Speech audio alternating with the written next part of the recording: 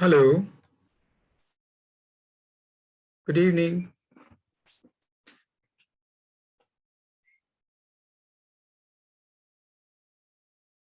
मेरी गुड आवाज आ रही है सर। आपको? ओके। सो आपने फ्लूइड में क्या क्या पढ़ लिया है? Surface tension. Hello Yashika. Yes sir, हमने सरफेस टेंशन कर लिया। सरफेस टेंशन में और आगे क्या क्या पढ़ा? फिर लास्ट हमने सरफेस एनर्जी किया था। ओके। मैं एक क्वेश्चन पूछता हूँ आसान सा।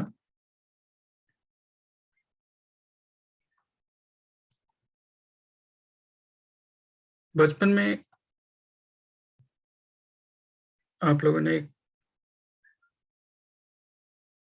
कोई एक रिंग लिया, सपोज इस तरह से, इसको किसी सोप सॉल्यूशन में डिप किया एंड डिप करके हम ब्लो करते थे तो इसके ऊपर कोई बबल का फॉर्मेशन होता है।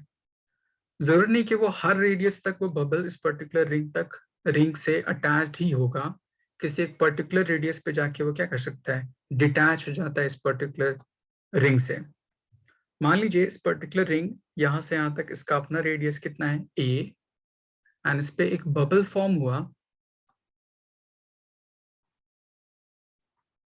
इस तरह। इसका रेडियस मैक्सिमम सपोज कर लीजिए बी। तो क्वेश्चन पूछता है कि find the maximum radius of this bubble formed on the screen eight which it will detach from the string. Question समझ आया? Find maximum radius of bubble formed on ring at which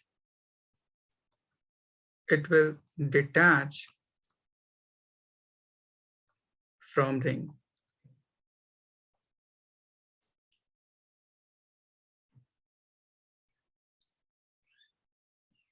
किसी question समझ आया नहीं आया? अक्षत।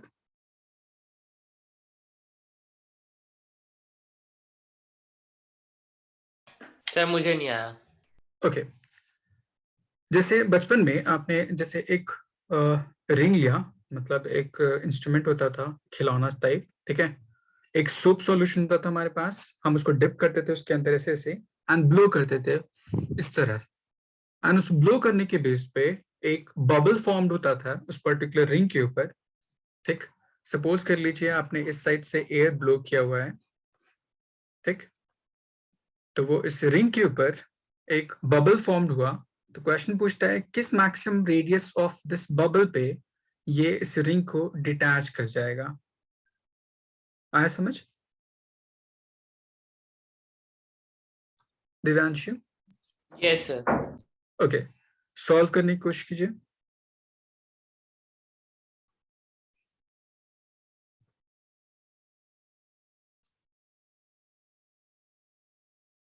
Sir a ring का radius है। हाँ,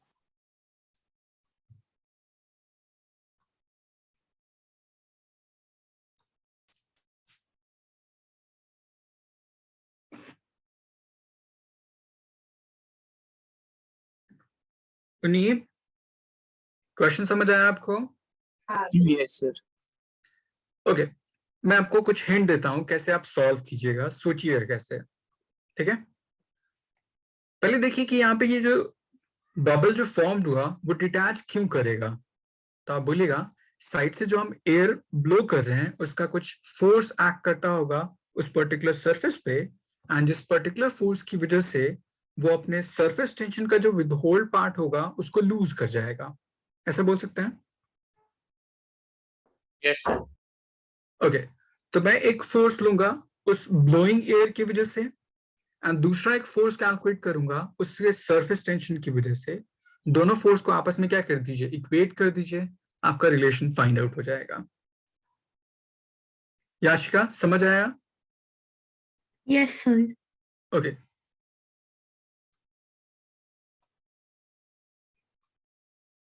कोशिश कीजिए सॉल्व करने के लिए।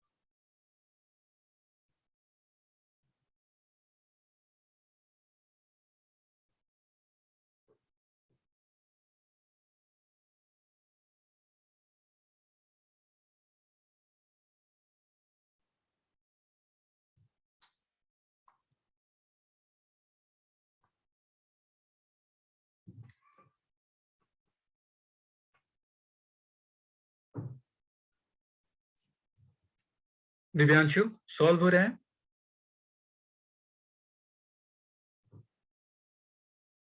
Yes sir.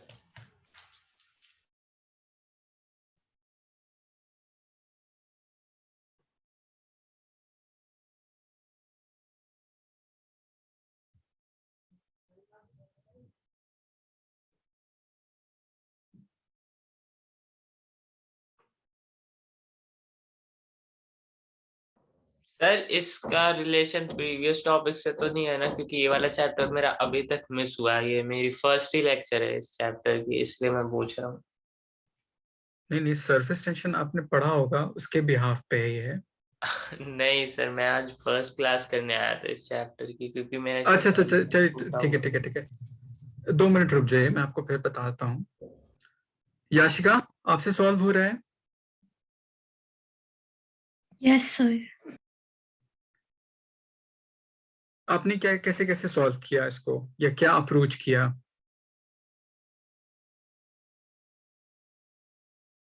पहले देखिए, इस पर्टिकुलर बबल का चूंकि कांटेक्ट इस रिंग के साथ थोड़ा सा इंक्लाइंड है, तो इसके बेस में बोल सकता हूं कि जो सरफेस टेंशन होगा वो थोड़ा सा इंक्लाइंड वे में कुछ इस तरह से एक्ट करता होगा टू दिस पर्टिकुलर रिंग।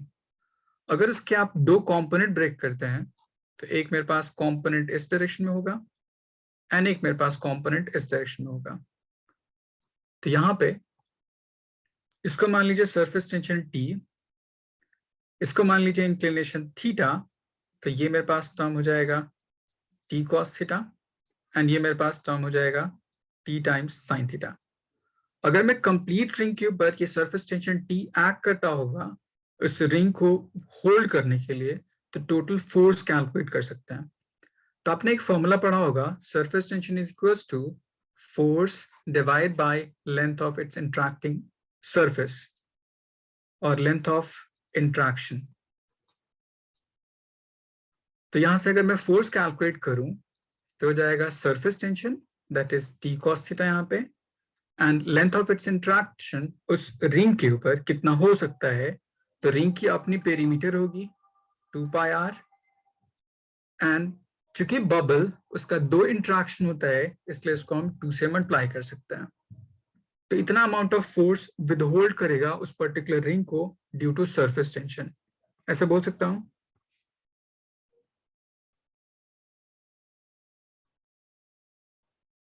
उनीब,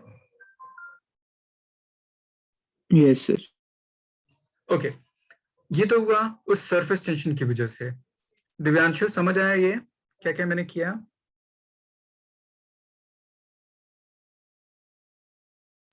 नहीं सर, इतने क्लियरली तो नहीं आया।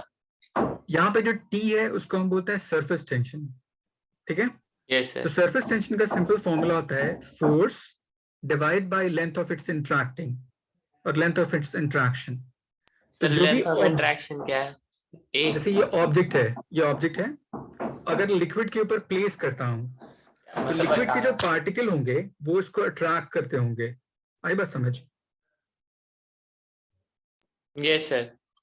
तो कितने पोर्शन तक इंटरैक्शन पॉसिबल है उसके बिहाफ पे हम लेंथ ऑफ इंटरैक्शन कैलकुलेट करते हैं। आई बात समझ? Yes sir. यस। तो मुझे यहाँ से फोर्स कैलकुलेट करना है उस सरफेस टेंशन की वजह से रिंग पे कितना फोर्स जनरेट करता होगा बबल। तो surface tension into length of interaction लिख सकते हैं।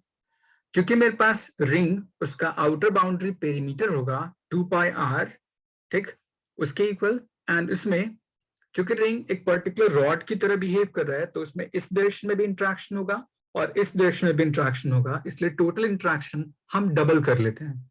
आई बात समझ? Yes sir. ओके, तो ये फोर्स हुआ किसकी वजह से? उसके सरफेस टेंशन की वजह से।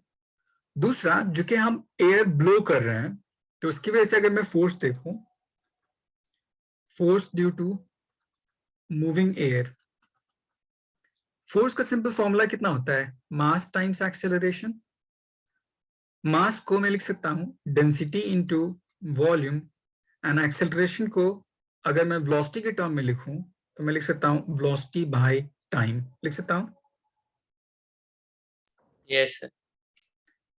डेंसिटी, वॉल्यूम को हम लिख सकते हैं area of cross section into displacement, velocity divide by time taken. ये मेरे पास डिस्प्लेसमेंट बाय टाइम, इसको हम वेलोसिटी बोल सकते हैं। तो यही पूरा टर्म आता है रो ए वी स्क्वायर। मतलब इतना अमाउंट ऑफ फोर्स किसी मूविंग फ्लूइड की वजह से जनरेट हो सकता है उस गिवन क्रॉस सेक्शनल एरिया पे। याशिका, यहां तक समझ आया? Yes, sir. अब मुझे क्या करना है, दोनों फोर्स को इक्वेट कर देना है, ठीक है। अब देखिए इसके बेस पे कैसे सॉल्व करिएगा। मान लीजिए इस बबल का अपना मैक्सिमम रेडियस इस पॉइंट तक r हुआ होगा। यहां से एक हॉरिजॉन्टल लाइन ड्रॉ कर दिया एंड एक वर्टिकल लाइन ड्रॉ कर दिया। तो अगर मेरे पास ये एंगल थीटा है तो ये एंगल 90 माइनस थीटा, तो उसके बिहाफ पे ये एंगल थीटा हो जाएगा। ये यहां से यहां तक रेडियस मान लीजिए r। तो मैं यहां से कैलकुलेट कर सकता हूं force due to moving air must be force due to moving air must equals to force due to surface tension। Moving air की वजह से फोर्स है rho A, is area of cross section जिसके through air pass on हो रही है, pi A square into velocity V square. Force due to surface tension हमारे पास है T cos theta times 4 pi, and इस रिंग का अपना रेडियस था कितना? a, इसलिए यहाँ पे हो जाएगा a। अगर मैं cos थीटा की वैल्यू यहाँ से पुट कर दूं बेस बाय हाइपोटेनस, तो यही रिलेशन आ जाएगा t, बेस आपके पास है a, हाइपोटेनस है आपके पास r, into 4 pi a equals to rho pi a square into V square. तो यहाँ से r की वैल्यू क्या हो जाएगी? सिंप्लीफाई हो जाएगी। आई बात समझ?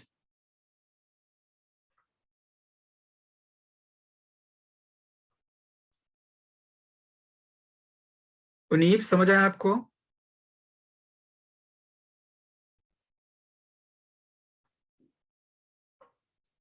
याशिका? Yes, sir. ओके, इसको सिंप्लीफाई कर लीजिए, आर की वैल्यू सॉल्व कर लीजिए। दिव्यांशु, समझ आया? यस सर, मतलब अभी के हिसाब से तो आ ही गया, मतलब प्रीवियस नॉलेज कुछ है नहीं इतनी मेरे को, इसलिए थोड़ा ओके, सा तो अभी दिक्कत हो इसके अकॉर्डिंग समझ आया ये? गई। यस ओके,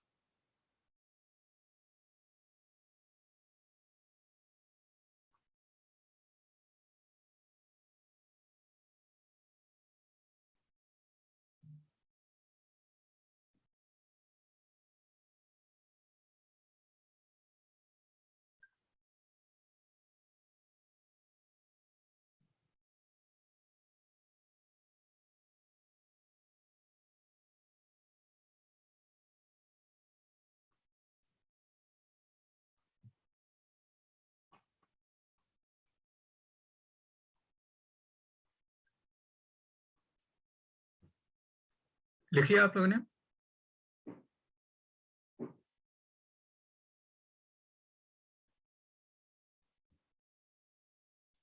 सालिक, कुछ समझ आया आपको? Yes, sir. Puneet? Yes, sir. Okay, सबने लिख लिया? Yes Yashika? Yes, sir. Next आपको पढ़ना है प्रेशर डिफरेंस, एंड देन उसके बेस पे एक्सेस प्रेशर। तो मैं पहले बताता हूँ प्रेशर डिफरेंस क्यों क्रिएट होगा, उसका रीजन पता होना चाहिए। सपोज कर लीजिए आपके पास कोई भी एक मेनिस्कस है किसी लिक्विड का, कुछ इस तरह से आपने कर्व शेप ले लिया। मेरे पास इस पर्टिकुलर पे दो डिफरेंट डायरेक्शन, एक मेरे पास इनसाइड, इसको बोलूंगा कॉनकेव साइड, और एक मेरे पास आउटसाइड, तो इसको बोलूंगा कॉन्वेक्स साइड। तो हमें डिफाइन करना है किस डायरेक्शन प्रेशर की वैल्यू ज्यादा होगी, ठीक, एंड कितनी ज्यादा होगी वो हमें आगे कैलकुलेट करना है। तो इसको डिफाइन करने के लिए एक प्रेशर होगा इनसाइड से, तो इसको पी आई मान लीजिए, और एक प्रेशर होगा आउटसाइड से, तो इसको पी नॉट मान लीजिए। इस पर्टिकुलर सरफेस पे टेंजेंशियली सरफेस टेंशन एक्ट करता है। तो मान लीजिए मेरे पास सरफेस टेंशन इस पॉइंट पे एक्ट कर रहा हो, इस डायरेक्शन में, एंड सिमिलरली इस डायरेक्शन में सरफेस टेंशन एक्ट कर रहा हो इस पॉइंट पे। अब उसके इंक्लिनेशन के बिहाफ पे हम उसके कंपोनेंट ब्रेक कर सकते हैं। मान लीजिए मेरे पास ये कुछ इंक्लिनेशन थीटा, थीटा, तो अगर सरफेस टेंशन यहाँ पे टी है तो इसके दो कंपोनेंट, एक इस डायरेक्शन में टी कॉस थीटा और एक इस डायरेक्शन में टी साइन थीटा। सिमिलरली इस डायरेक्शन में सरफेस टेंशन टी है तो उसका एक कंपोनेंट इस डायरेक्शन में टी कॉस थीटा एंड उसका एक कंपोनेंट इस डायरेक्शन में टी साइन थीटा। सालिक, यहां तक समझ आया आपको? Yes, sir. ओके, तो अगर मैं आपसे पूछूं कि यहाँ पे अगर इक्विलिब्रियम है, एट इक्विलिब्रियम, तो इनसाइड से मतलब टुवर्ड्स डाउनवर्ड एक प्रेशर है पी आई, आउटसाइड से एक प्रेशर है P naught plus pressure due to surface tension. जो कंपोनेंट मैंने लिया उसकी वजह से 2t sin थीटा। तो आपसे पूछा जाएगा कि इन दोनों को कंपेयर कीजिए, तो पी की वैल्यू ज्यादा है या पी नॉट की वैल्यू ज्यादा है, तो क्या कहेंगे आप?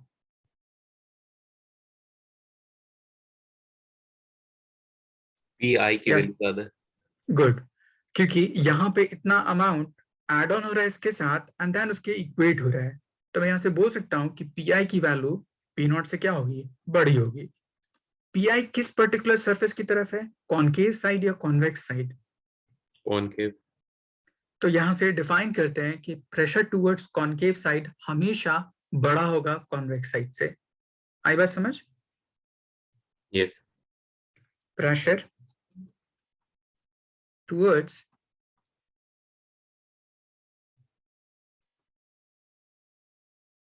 concave side is always greater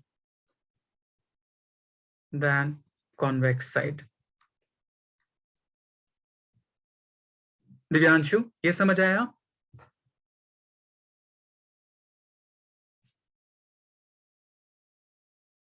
yes sir. Okay, पहले इतना नोट डाउन कीजिए।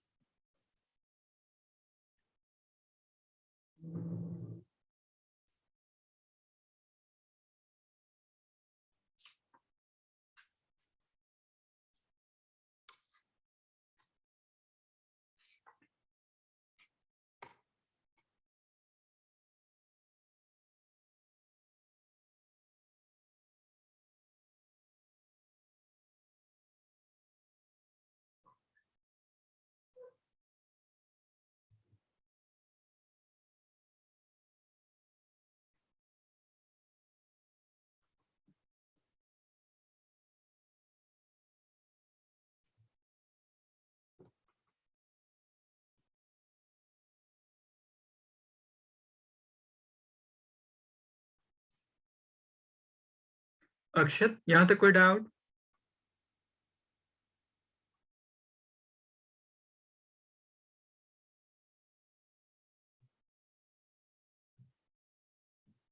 यशिका?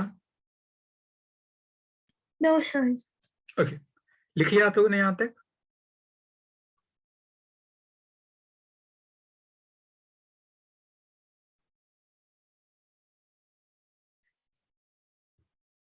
लिख लिया आप लोगों ने?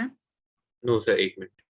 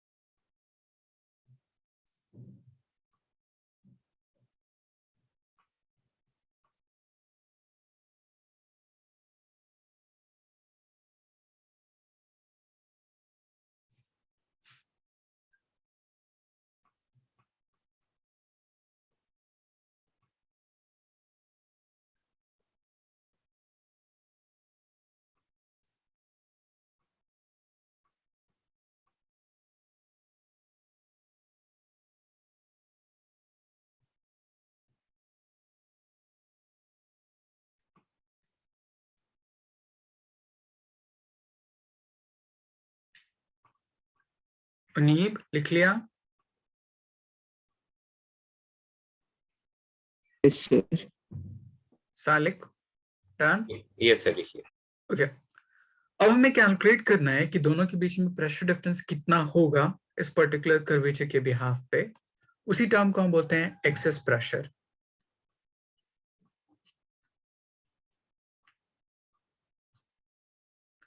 तो उसके लिए सपोज कर लीजिए आपके पास कोई एक ड्रॉप है इस तरह। इनिशियली अभी इसका अपना कुछ रेडियस है r। Due to pressure difference वो थोड़ा सा एक्सपैंड करेगा किसी इस पर्टिकुलर रेडियस तक dr।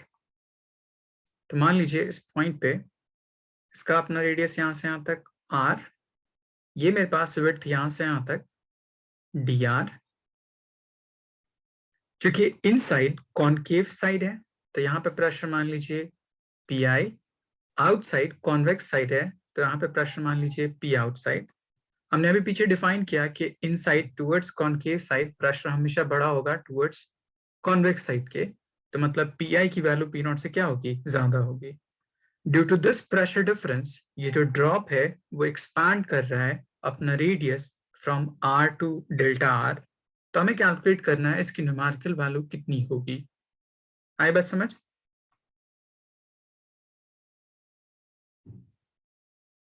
तो यहां से हम डिफाइन कर सकते हैं, consider a drop having radius R is expanding due to excess pressure.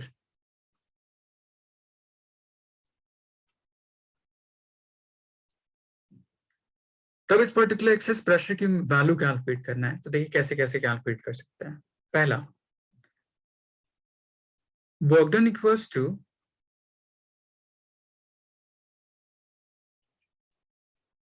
Simply force times displacement, ऐसा आपने फॉर्मूला पढ़ा होगा। अब अगर मैं इस फोर्स को एक बार सरफेस टेंशन के टर्म में और एक बार प्रेशर डिफरेंस के टर्म में लूं, तो फोर्स की equals to surface tension times length of its interaction. मेरे पास डिस्प्लेसमेंट यहाँ पे बबल का from R to delta R, तो ये डिस्प्लेसमेंट आपको डेल्टा R लिख सकते हैं या dr लिख सकते हैं, आपकी मर्जी। ये लेंथ इंटू dr, उसको मैं एरिया बोल सकता हूं, तो यही particular quantity surface tension into change in area, ऐसे लिख सकते हैं। यहां तक कोई डाउट?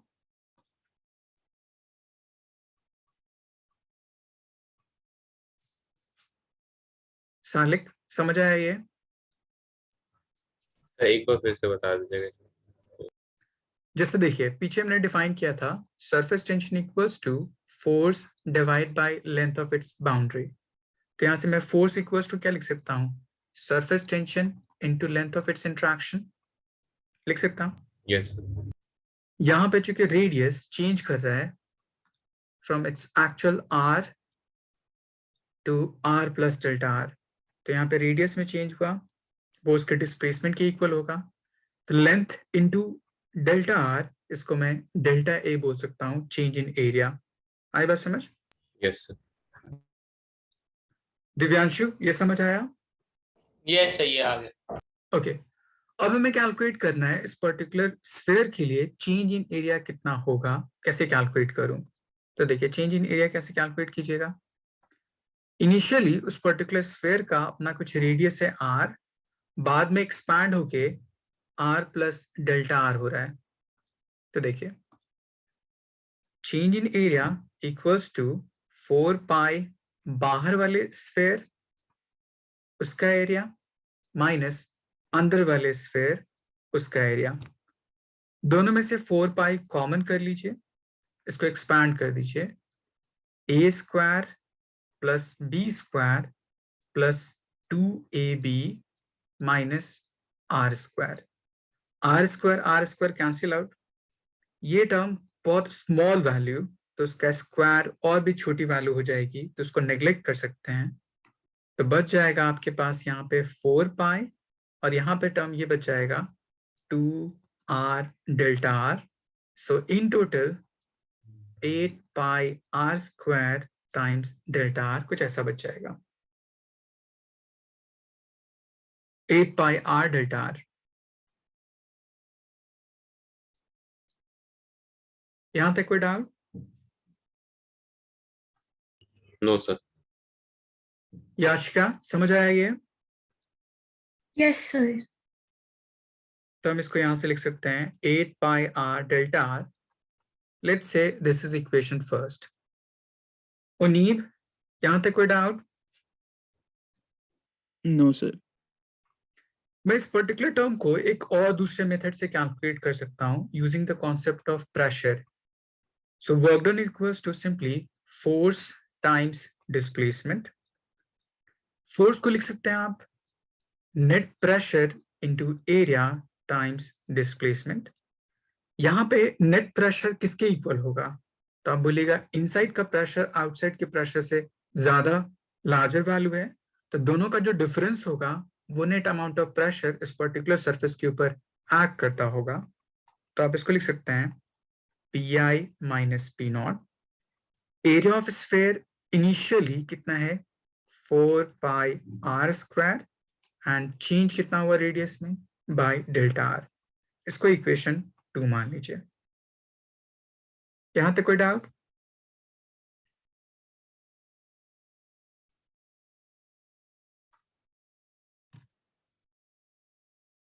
दिव्यांशु यहां तक समझ आया? Yes sir.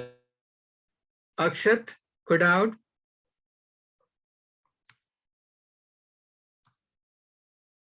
ओके, अब मैं क्या करूंगा, दोनों इक्वेशन का लेफ्ट हैंड साइड देखिए। क्या दोनों इक्वेशन का left hand side same same term है?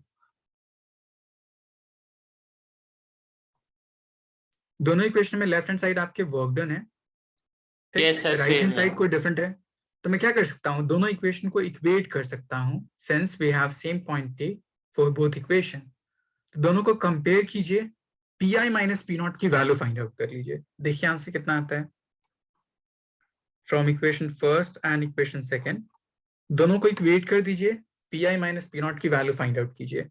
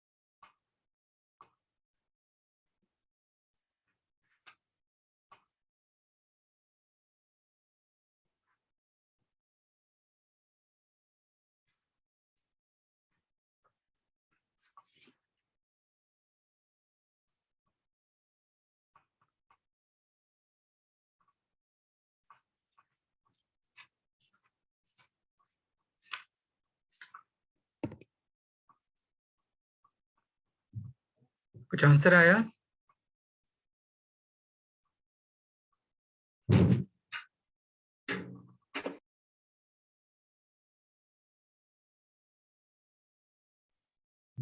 गुड नोहा।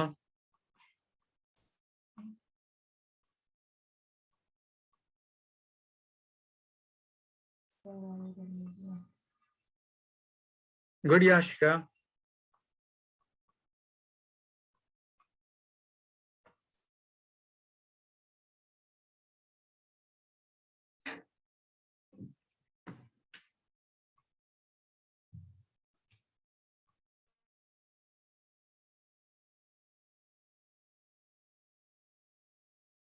सर इसमें एल क्या है? एल मेरे पास length of its interacting boundary, length into delta R, वो क्या मतलब कंबाइन करके डेल्टा ए के इक्वल हो गया है, बस समझ। सर तो लेंथ की वैल्यू मतलब डायमीटर के इक्वल होती नहीं नहीं, यहाँ पे मैंने लेंथ इनटू ब्रेथ, इसको मैंने एरिया के टर्म में कन्वर्ट कर लिया और कुछ भी नहीं।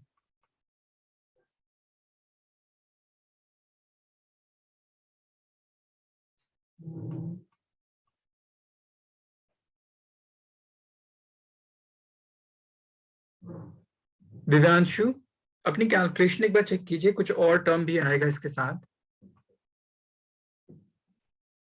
यस सुनील, सवाल पूछो।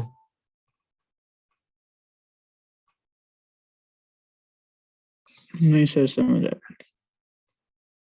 मैंने सिंपली फोर्स को surface tension into length of its boundary लिखा and length into its width, उन दोनों को मल्टीप्लाई करके मैंने चेंज इन एरिया डिफाइन कर दिया। तो आपके पास एक फॉर्मूला आता है, work done equals to surface tension times change in area. यही फॉर्मूला आपने शायद पढ़ा होगा सरफेस एनर्जी के लिए भी, मतलब फॉर्मेशन ऑफ बबल और ड्रॉप उसके लिए भी। Yes sir. Okay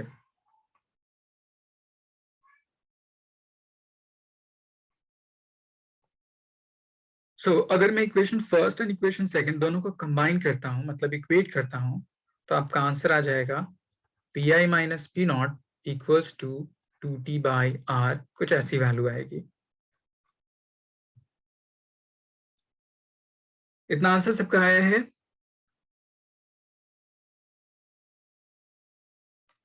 Divyanshu?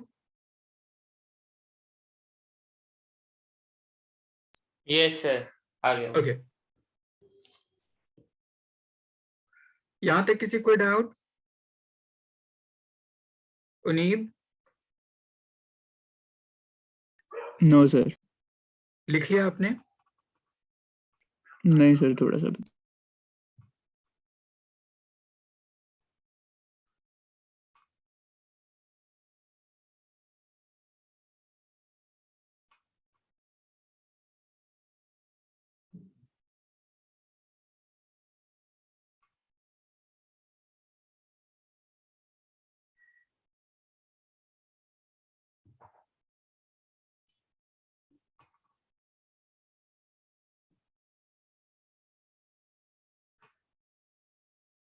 Sir लिख लिया। ओके, अब इसके बेस पे डायरेक्टली फॉर्मूला पे बेस्ड क्वेश्चन होगा, उनकी वैल्यूज पुट कर दिए, सॉल्व कर लीजिए। मैं आपको इस पे बेस्ड एक कॉन्सेप्चुअल क्वेश्चन पूछता हूं। उससे पहले सेम अगर आपको कैलकुलेट करना हो किसी बबल के लिए, पीछे हमने डिफाइन किया था किसी ड्रॉप के लिए अगर आपको कैलकुलेट करना हो बबल के लिए, तब कैसे कैलकुलेट करेंगे। सपोज कर लीजिए ये आपका कोई ड्रॉप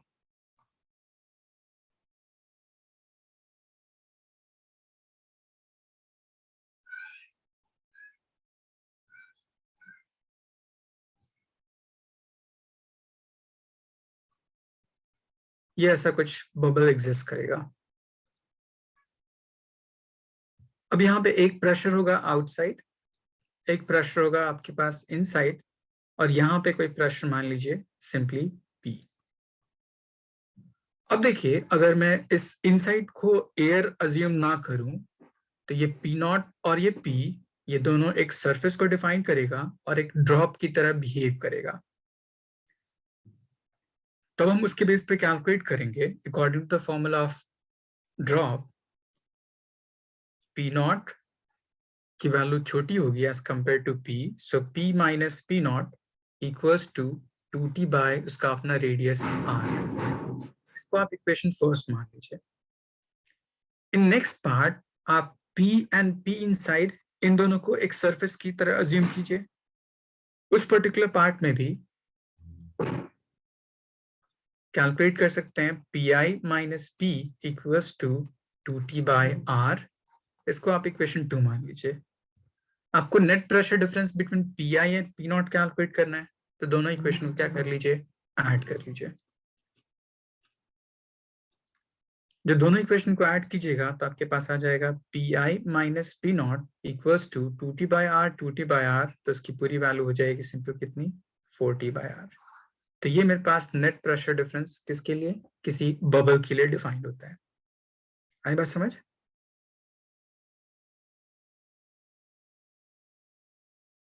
ये समझ आया?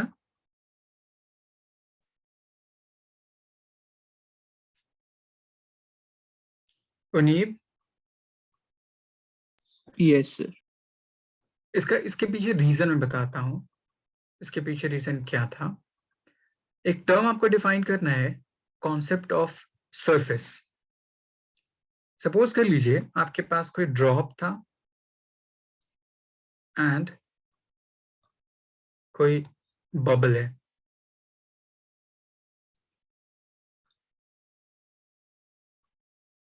ड्रॉप के लिए अगर मैं एक्सपोज टू एयर अगर मैं पूछूं कितने सरफेसेस हैं, तो आप बोलिएगा सिर्फ एक सरफेस जो एयर के एक्सपोज है, सिर्फ आउटर वाला part. But in case of bubble अगर मैं एक्सपोज टू एयर सरफेस बोलूं कितने हैं, तो आप क्या बोलिएगा, 1 सरफेस और 2 सरफेस, 2 सरफेस। तो depending upon that factor pressure difference bubble में ट्वाइस होता है एज कंपेयर टू ड्रॉप के। आई बस समझ? Yes. तो ये मेरे पास ड्रॉप की कंडीशन में surface which is interacted with air 1 and case of bubble surface which is interacted to air यहाँ पे 2। इसीलिए यहाँ पे बबल केस में प्रेशर डिफरेंस की वैल्यू सिंपली कितनी आती है 2T/R एंड बबल केस में प्रेशर डिफरेंस की वैल्यू आती है कितनी 4T/R। दिव्यांशु ये समझ आया? Yes sir. ओके पहले इसको नोट डाउन कीजिए, फिर मैं इसके बेस पे क्वेश्चन बताता हूँ आपको।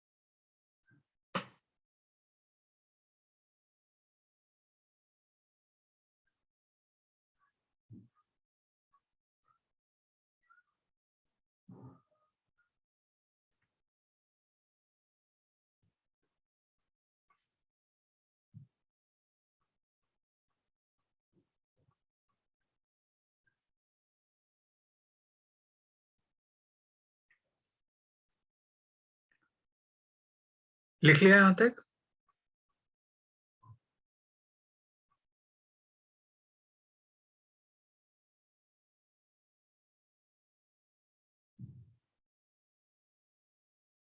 सालिक कोई doubt?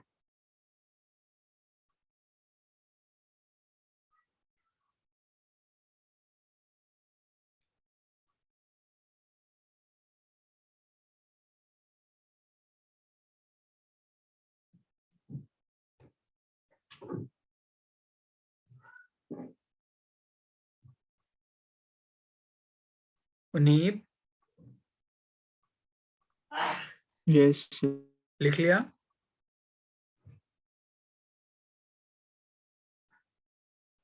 Yes, sir. Okay Divyanshu कोई डाउट यहाँ तक? No sir. अब देखिए इसके बेस पे मैं एक आसान सा क्वेश्चन पूछता हूँ। सपोज कर लीजिए आपके पास एक ट्यूब है इस तरह,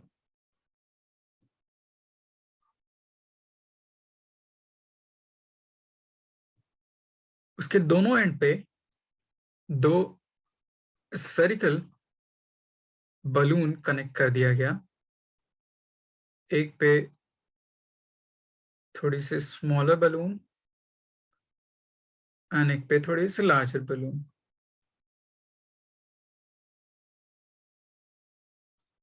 एंड यहाँ पे कोई एक नॉब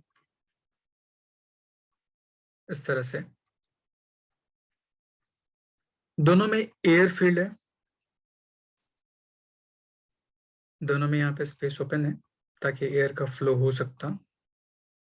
अगर मैं इस नॉब को ओपन करूं तो इसके साइज पे क्या फर्क पड़ेगा इन बलून्स के? How will size of balloon be affected on opening of knob?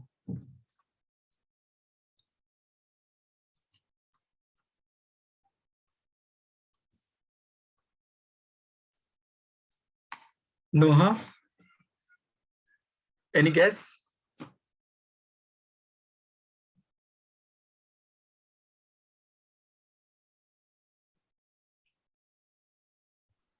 Sir, both will be of same size.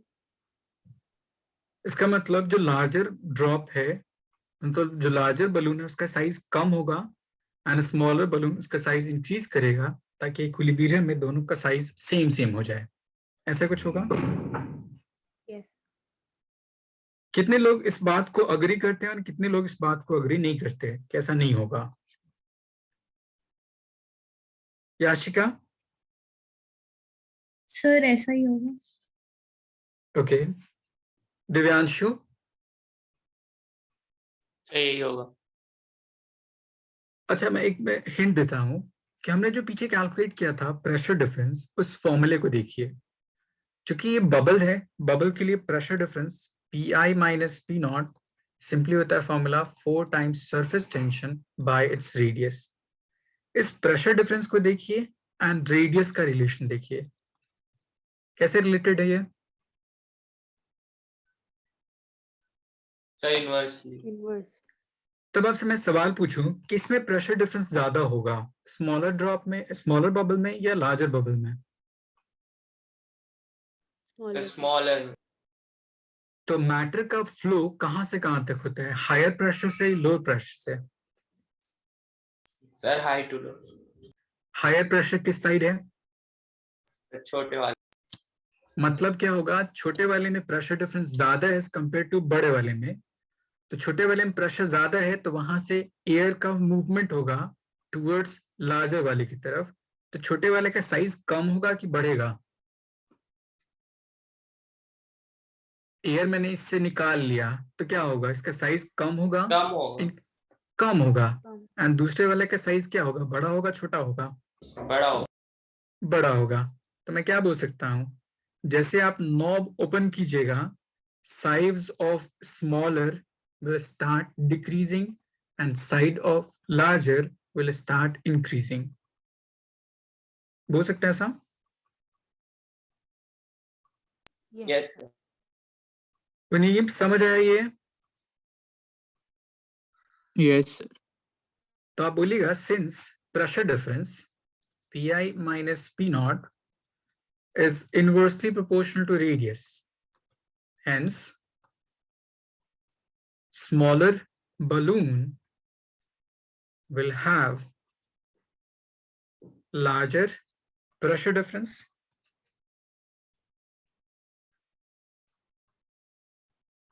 as compared to larger balloon. So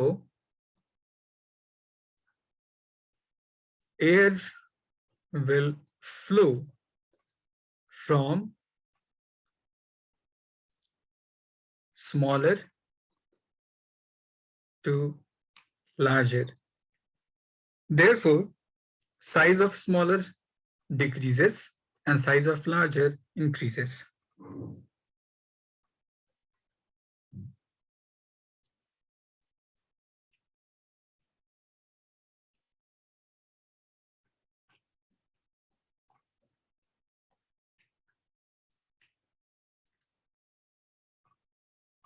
Yashika समझ आया ये? Yes sir. अक्षत समझ आया?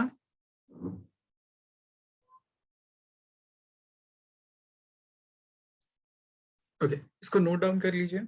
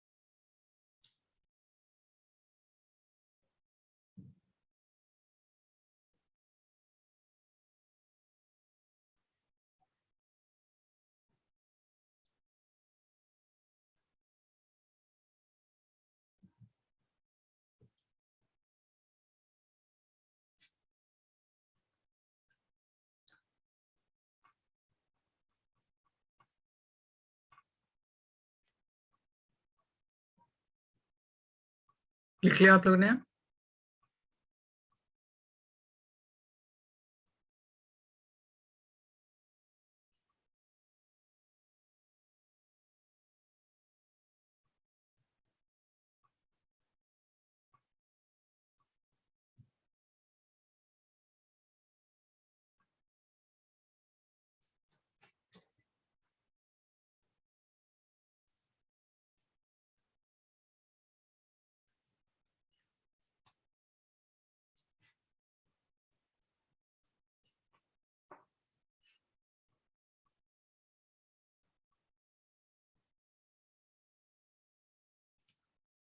उनीब लिख लिया?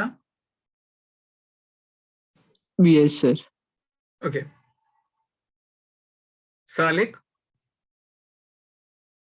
Yes sir. ओके। अब एक क्वेश्चन पूछता है कि मान लीजिए आपके पास कोई एक कंटेनर है इस तरह जिसमें लिक्विड फिल्ड है,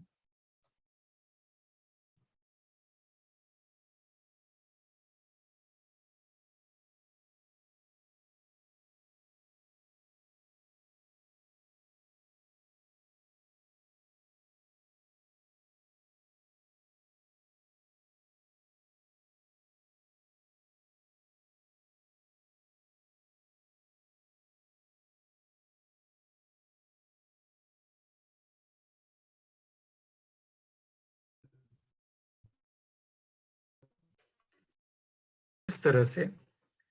नाउ कोई एक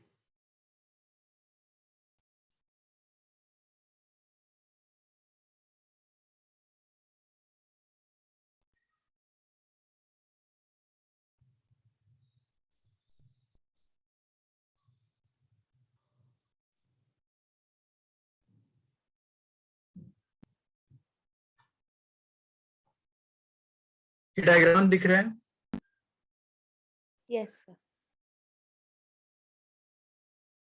मैं पूछूं कि इस पर्टिकुलर ड्रॉप जो कि बॉटम में था उसका साइज मैंने छोटा बनाया है, जैसे ऊपर है तो उसका साइज थोड़ा बड़ा हो गया। Why there is difference in size in two different bubble? मतलब सेम ही बबल था, बॉटम में था तो उसका साइज छोटा था, जब ऊपर आता है तो साइज बड़ा हो जाता है। तो पहली बात कि ये बबल अपराइज क्यों करेगा, तो आप बोलेगा बायो फोर्स की वजह से। दूसरी बात, उसके साइज में डिफरेंस क्यों होगा, एंड तीसरी बात, उसके साइज के बीच में रिलेशन कैसे कैलकुलेट करेंगे ये टर्म। साइज में चेंज क्यों आएगा किसी पर्टिकुलर बबल उसके राइज अप करने की वजह से,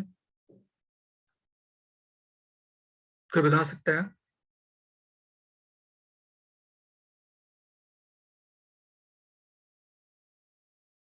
अच्छा, मैं आपसे सवाल पूछता हूं कि इस पर्टिकुलर पॉइंट पे इसके बबल के इनसाइड कितना प्रेशर जनरेट होता होगा फ्रॉम आउटसाइड।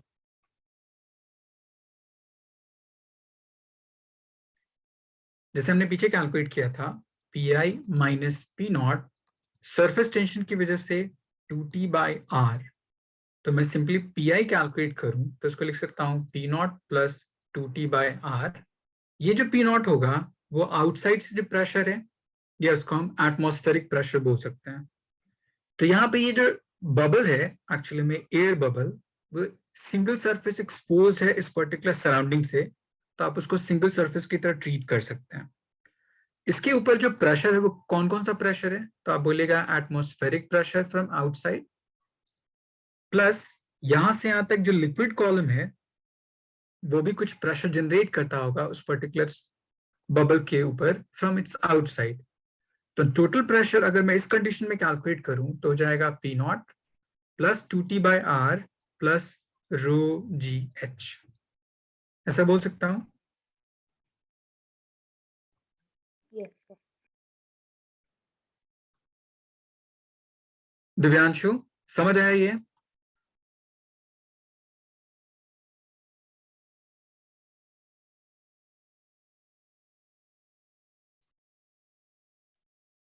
ये नहीं समझ आया? नहीं सर, एक बार फिर से बता दो। ओके। मैंने कहा कि इस पर्टिकुलर बबल को देखो, ये बबल चूंकि एयर सिर्फ इसके इनसाइड ही होगा, आउटसाइड कोई एयर नहीं है, तो इसको मैं बोलूंगा कि सिंगल सरफेस की तरह ट्रीट करेगा, तो इसलिए मैं सिंपली 2T/r ले सकता हूं due to surface tension. Yes sir. तो मुझे नेट प्रेशर कैलकुलेट करना है, इसके इनसाइड कितना डेवलप होता होगा आउटसाइड।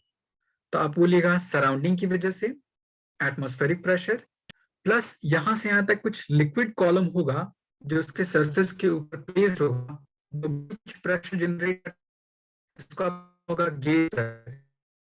तो इन दोनों का सम अगर कैलकुलेट कीजिएगा तो नेट प्रेशर इस बॉटम पॉइंट पे इस कंडीशन में कितना होगा, इतना होगा। आया बस समझ? सर मतलब ये सिर्फ छोटे वाले बबल के लिए ना? हाँ, छोटे वाले बबल के लिए। जैसे ठीक ये है सर। रेज अप हुआ इस पॉइंट पे। अब यहाँ पे कैलकुलेट करो, क्या कोई प्रेशर आउटसाइड से है लिक्विड का इसके ऊपर? At this top sir and PO तो होगा ही। एटमॉस्फेरिक प्रेशर तो होगा ही, लेकिन लिक्विड का कोई कॉलम यहाँ पे प्रेशर जनरेट कर रहा है।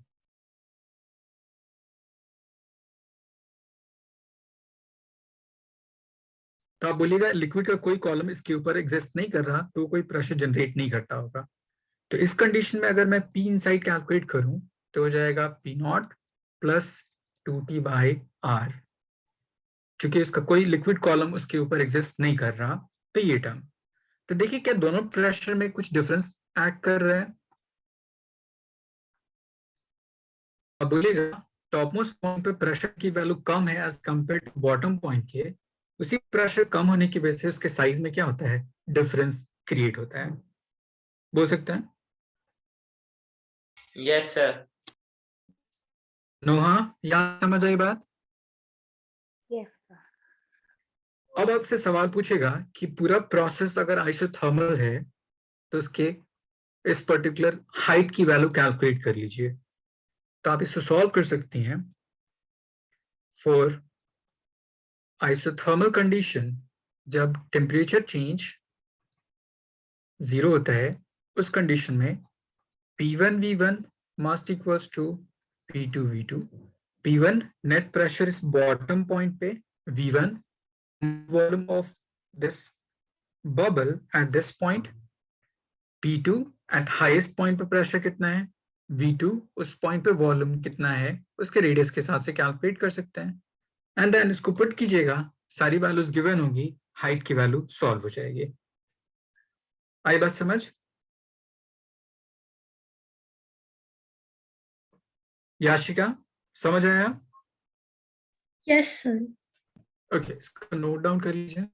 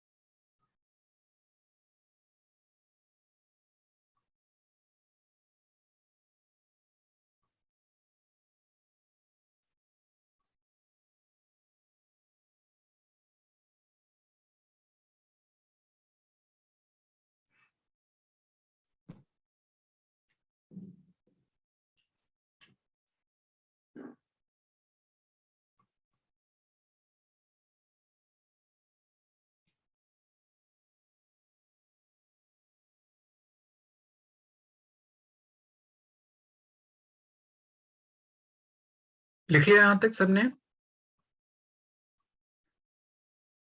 Yes, sir. उनीब, Yes, sir. एक नेक्स्ट कॉन्सेप्ट होता है फॉर्मेशन ऑफ। सर एक सेकेंड अंडू कर दो। यस सर हो गया। Formation of double bubble. Suppose कर लीजिए आपके पास कोई एक बबल है, या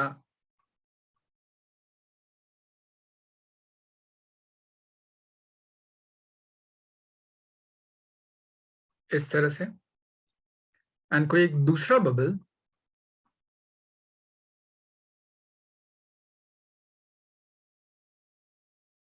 इस तरह से। दोनों का अपना अपना अलग अलग रेडियस है, तो इसके बेस पे अलग अलग प्रेशर डिफरेंस होगा। इसको आप मान लीजिए P1 और इसको आप मान लीजिए P0, इसका प्रेशर मान लीजिए P2 एंड इसका प्रेशर मान लीजिए P0। इसका अपना रेडियस यहाँ से यहाँ तक, इसको बोल दीजिए R1। इसका अपना रेडियस यहाँ से यहाँ तक, इसको बोल दीजिए R2। अगर ये दोनों आपस में रीजॉइन कर जाए ताकि एक डबल बबल फॉर्म करने की कोशिश करे, किस तरह से मैं आपको ड्रॉ करके दिखाता हूं। ये स्मॉलर बबल कुछ ऐसा होगा, जाके उसके साथ स्टिक कर जाता है इस लार्जर बबल के साथ इस तरह। तब इसका मेनिस्कस स्लाइटली चेंज करता है, तब ये एग्जैक्ट सेम मेनिस्कस नहीं होता, वो डिफॉर्म कर जाता है। तो चूंकि P1 की वैल्यू P2 से ज्यादा बड़ी होगी क्योंकि उसका रेडियस छोटा है उसके बिहाफ पे, इसलिए मेनिस्कस हमेशा टुवर्ड्स स्मॉलर साइड होता है एंड ये मेनिस्कस कुछ ऐसा बिहेव करता है। तो ये कॉमन रेडियस की तरह एक्ट करने लगता है कुछ इस तरह से। इसका अपना रेडियस मान लीजिए R, इसका रेडियस आपको पता है, इसका रेडियस पता है। तो इस कॉमन रेडियस R की वैल्यू हमें कैलकुलेट करनी है। कैसे कैलकुलेट किया जाए? तो देखिए, पहला अगर मैं फर्स्ट ड्रॉप के लिखूं, so P1 minus P0 40 by radius R1। Second drop के लिए अगर लिखा जाए तो हो जाएगा P2 minus P0 equals to 40 divide by R2। दोनों में किसका प्रेशर डिफरेंस ज्यादा बड़ा दिख रहा होगा आपको? तो आप बोलिएगा जिसका रेडियस छोटा होगा उसका प्रेशर डिफरेंस ज्यादा होगा। मतलब स्मॉलर बबल प्रेशर डिफरेंस ज्यादा as compare to larger bubble के, तो दोनों को सब्ट्रैक्ट कर लीजिए।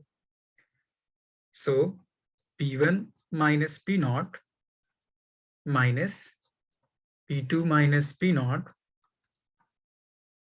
एंड ये पर्टिकुलर टर्म इनकी वैल्यूज पुट कर दीजिए, तो ये टर्म आ जाएगा 40 bye R1 minus 40 bye R2। ऐसा लिख सकते हैं।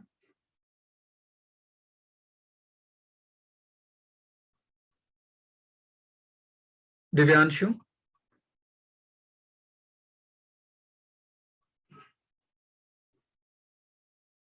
मैंने सिंपली दोनों टर्म को सब्ट्रैक्ट कर दिया एंड चूंकि स्मॉलर बबल उसका प्रेशर ज्यादा है इसलिए उससे लार्जर ड्रॉप के प्रेशर डिफरेंस को सब्ट्रैक्ट किया। यस सर, आ गया समझ। अब इसको एक्सपैंड कर दीजिए, दोनों में से 40 कॉमन कर लीजिए, तो हो जाएगा 1 by R1 1 by R2।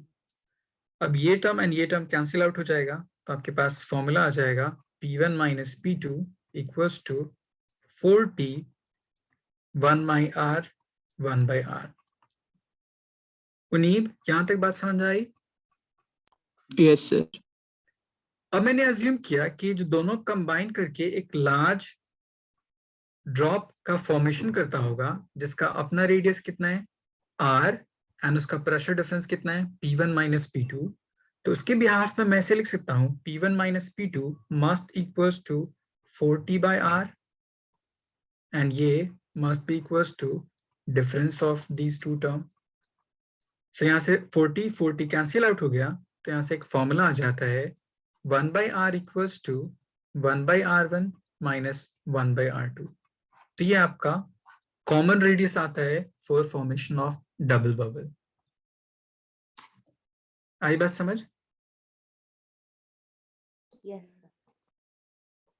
Yashika, कोई डाउट? No, sir. ओके, इसको नोट डाउन कर लीजिए।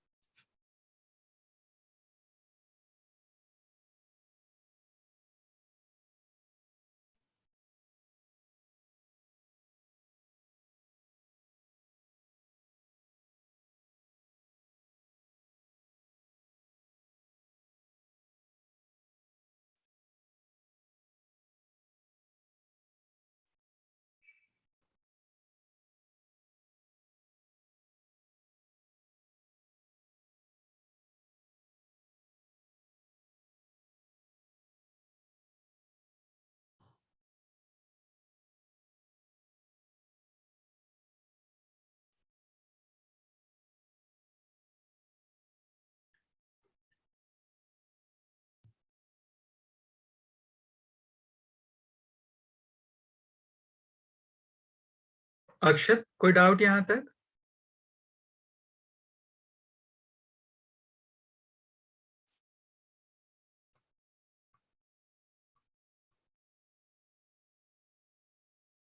दिव्यांशु? Yes sir. ओके, लिख लिया सबने यहाँ तक? उनीब? Yes sir. Okay, next concept होता है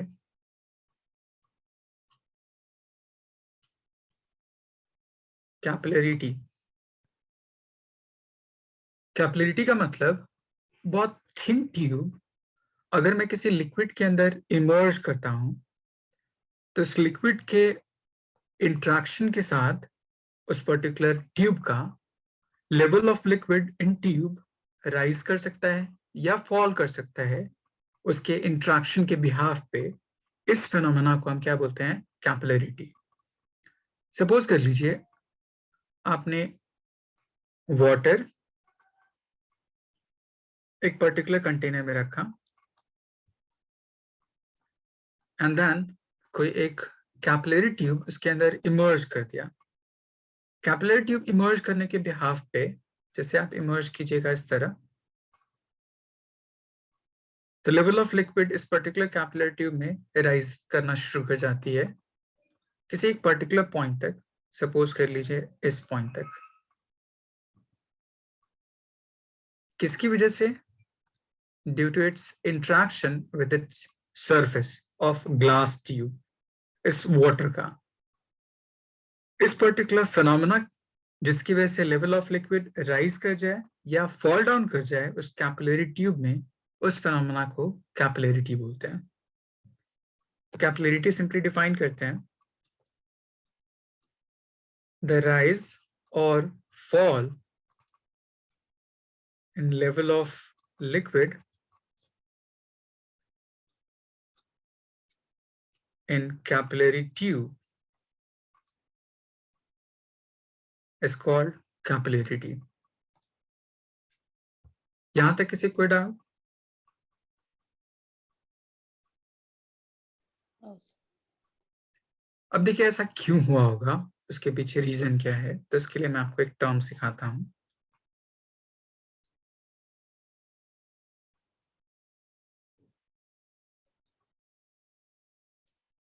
मान लीजिए एक कैपिलरी ट्यूब है, उसके अंदर कोई लिक्विड किसी इस पॉइंट तक फिल्ड है। तो आपने पढ़ा होगा दो तरह के फोर्सेस के बारे में, एक होता है कोहेसिव फोर्स, एक होता है एडहेसिव फोर्स। सबको पता है इतना? Cohesive, adhesive. Yes, sir. Divyanshu?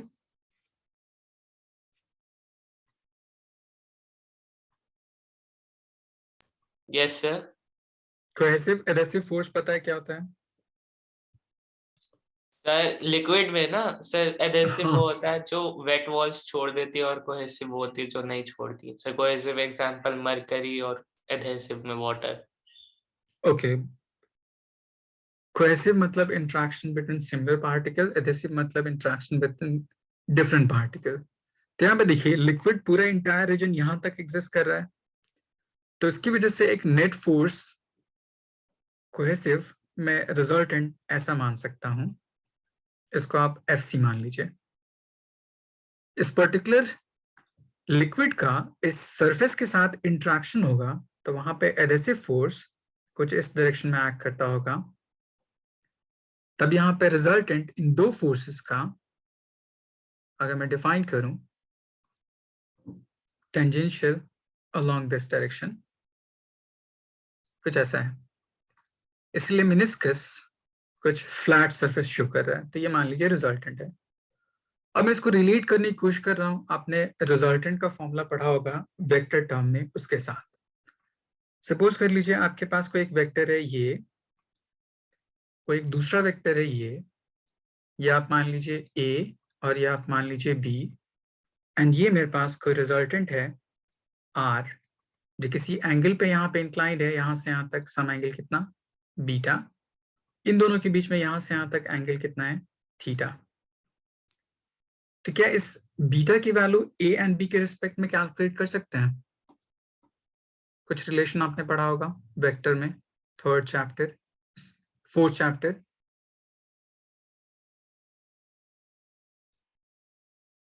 एक फॉर्मूला पढ़ा होगा resultant equals to under root A square B square two A B cos theta.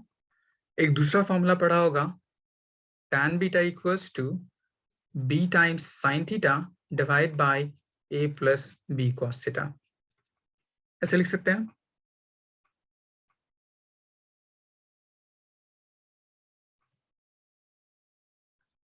Yes sir. नोहा, यहां तक कोई डाउट? No, sir.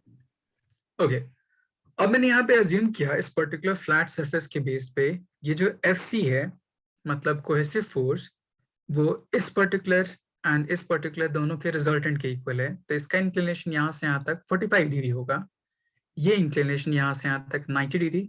तो in total angle between FA and FC 135 degree. अगर मैं इस वैल्यू को यहाँ पुट कर दूं, B मेरे पास यहाँ पे टर्म डिफाइन करेगा FC sine of 135 degree divide by A that is FA plus B that is FC cos of 135 degree. Sine 135 की वैल्यू होती है 1/√2 एंड cos 135 की वैल्यू होती है -1/√2। तो इसको सिंप्लीफाई कीजिएगा तो आपके पास एक रिलेशन आ जाएगा tan beta equals to √2 LCM कर लीजिए, कैंसिल आउट कर दीजिए, तो आपके पास एक फॉर्मूला आ जाएगा कुछ इतना। यहां तक किसी कोई डाउट?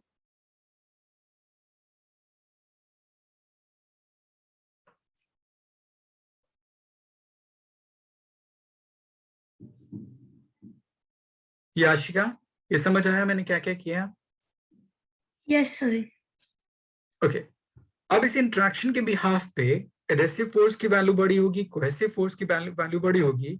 इस पर्टिकुलर लिक्विड का मेनिस्कस उस ट्यूब में चेंज कर सकता है। कैसे कैसे चेंज करेगा मैं आपको वो बताता हूँ, पहले इसको नोट डाउन कर लीजिए।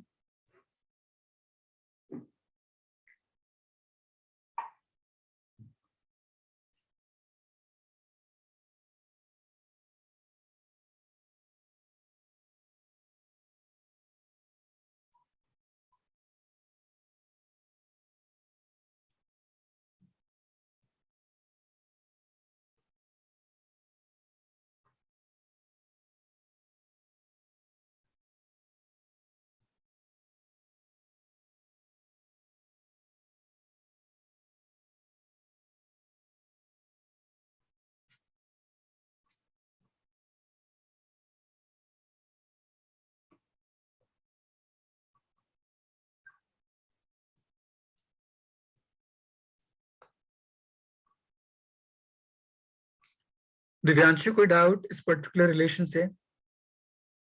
नो सर, बस मिनिस्कस समझ नहीं आया, मिनिस्कस क्या होता है? मेनिस्कस इस पर्टिकुलर शेप को बोलते हैं, जो लिक्विड इस पर्टिकुलर ट्यूब में जो प्लेस्ड है उसका शेप कैसा है उसको मेनिस्कस बोलते हैं। ठीक है सर। उनीब, कोई डाउट? नहीं सर। लिख लिया सबने यहाँ तक?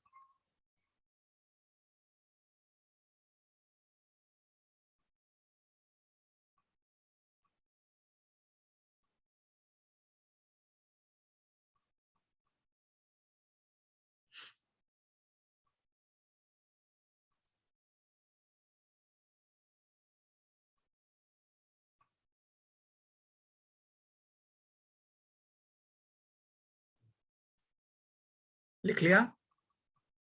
Yes, sir. Divyanshu done? Yes.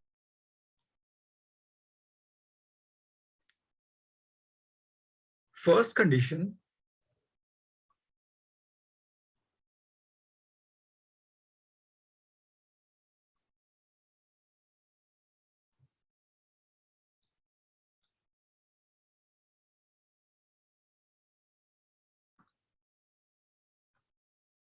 अगर लिक्विड का मेनिस्कस कुछ ऐसा हो जाए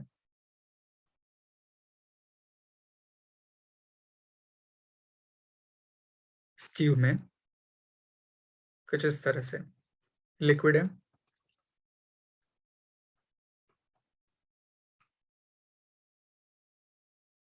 या इस लिक्विड का शेप इस पर्टिकुलर ट्यूब में कुछ ऐसा हो जाए,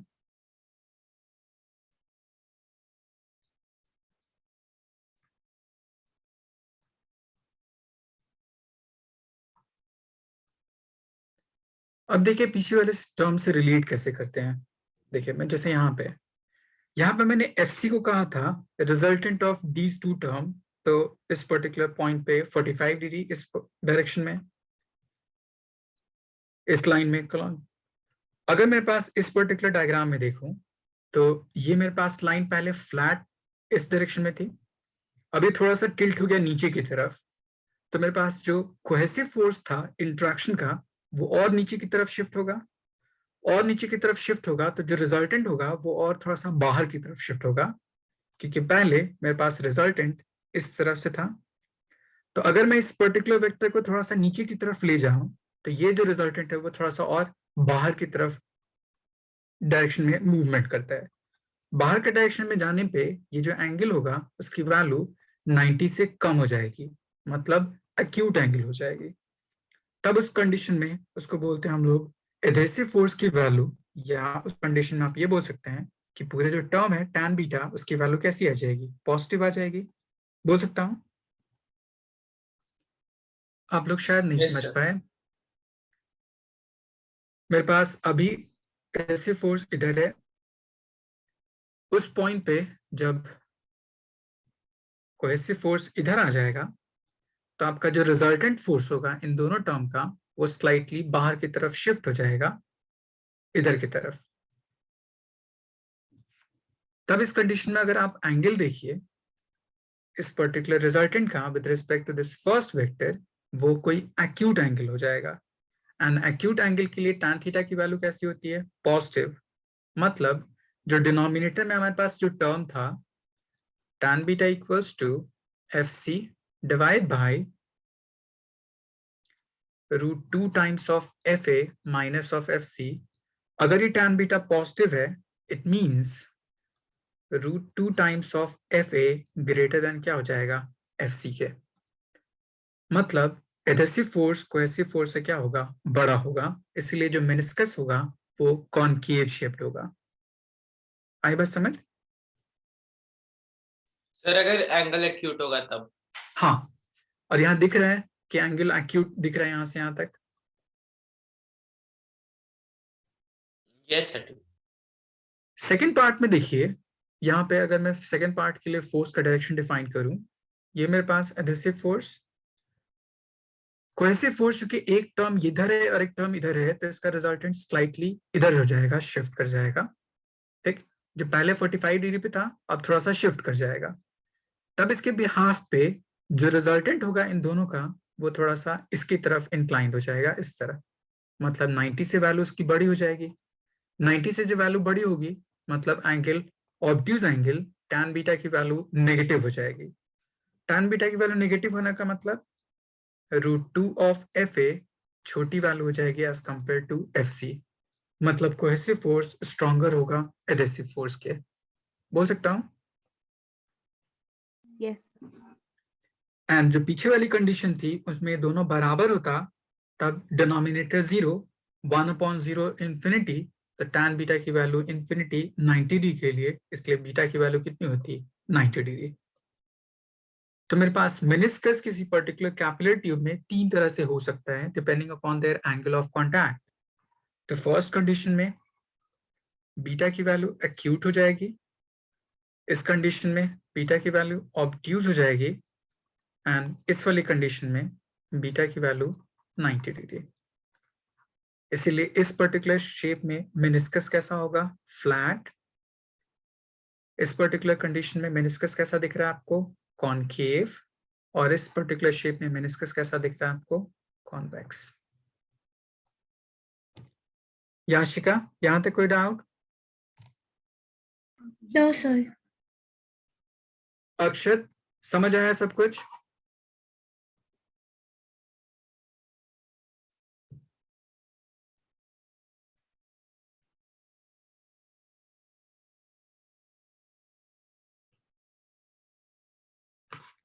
इतना नोट डाउन कर लीजिए।